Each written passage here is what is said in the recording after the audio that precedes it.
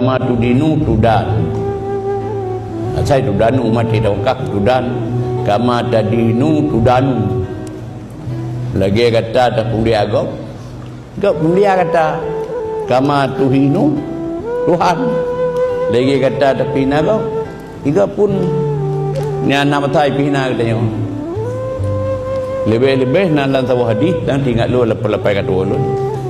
Ditanya punya tapi hina agak nyan han mati dile.